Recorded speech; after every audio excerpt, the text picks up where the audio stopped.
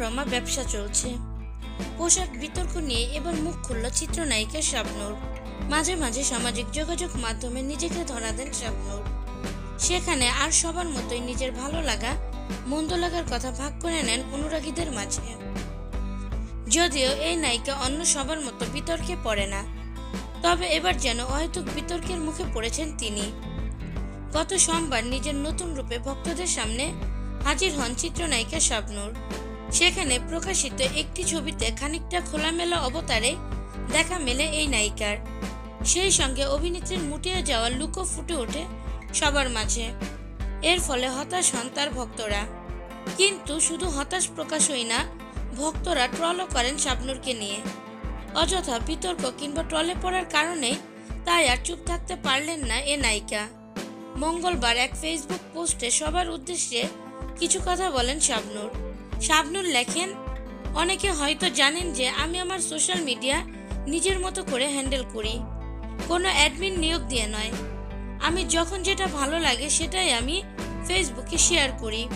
যেসব ছবি বা ভিডিও পোস্ট করি সেগুলো নিয়ে অনেকেই বিভিন্ন মন্তব্য করেন, এমনকি কেউ কেউ আমার ড্রেস আপ নিয়েও উদ্ভট কথা বলেন।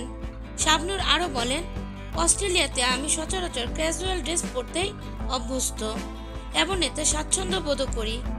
আর কে কি পরবে সেটা তো তার ব্যক্তিগত পছন্দের ব্যাপার, তাই না? যদি আমার শেয়ারকৃত কোনো কিছু কারো ভালো না লাগে তবে শালীনতার সঙ্গে গঠনমূলক সমালোচনা করতে পারেন, কিন্তু রিপিটেডলি আজে বাজে মন্তব্য যেন না করেন, তা থেকে বিরত থাকতে সবাইকে বিনীত অনুরোধ করছি। আর একান্তই যদি আমার অ্যাক্টিভিটিস কারো পছন্দ না হয় তবে আমাকে ফলো না করলেই পারেন। নায়িকা আরও বলেন, যারা আমার ওয়ালে এসে বিরূপ মন্তব্য করেন তারা আবার দেখি আমার নামে বিভিন্ন অ্যাকাউন্ট খুলে পেজ চালিয়ে আমার পোস্ট করা ছবি ভিডিও নিয়ে আবার ব্যবসা করেন। আমাকে পুঁজি করে অনেকেই সামাজিক যোগাযোগ মাধ্যমে ভাইরাল হচ্ছেন, রমরমা ব্যবসা করছেন, কিন্তু আমার এখানে এসে ভণ্ডামি করছেন কেনই বা সংঘবদ্ধ হয়ে খারাপ মন্তব্য করে যাচ্ছেন?